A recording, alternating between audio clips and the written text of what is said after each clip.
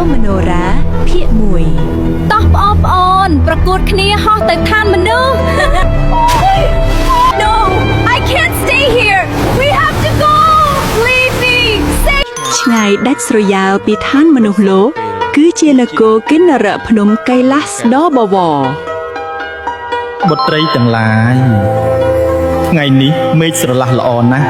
តើពួកកូនចង់ទៅលេងស្រះអនុតាតឬទេព្រះបិតា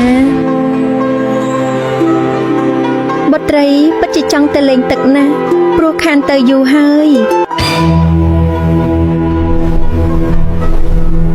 តោះប្អូនប្រកួតគ្នាហោះទៅឋានមនុស្ស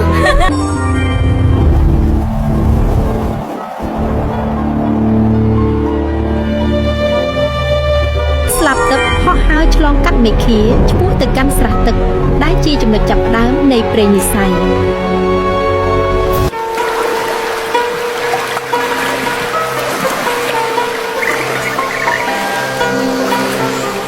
ទឹកត្រជាក់ស្រួលណាស់បង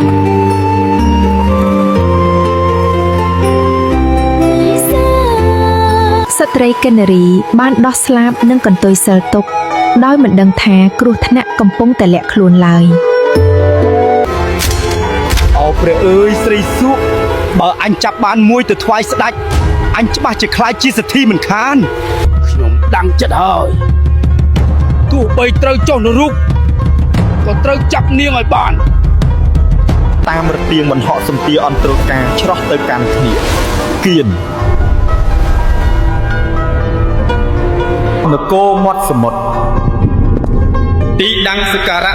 នៃស្ដេចនាគរាជកូនមនុស្សហ៊ានបំពានអាណាចក្រយើងផង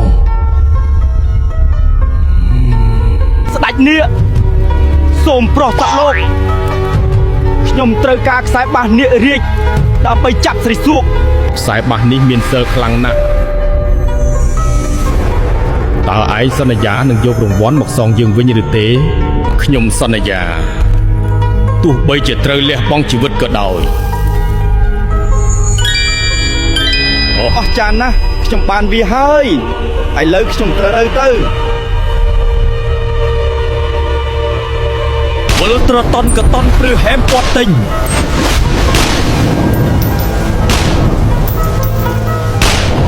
ត្រៀមខ្លួនទៅកែវមនោរាឯងនឹងខ្លាចជាម្ចាស់ស្ត្រីរបស់ខ្ញុំនាងពៅនេះស្អាតជាងគេត្រូវតែចាប់នាងឲ្យបាន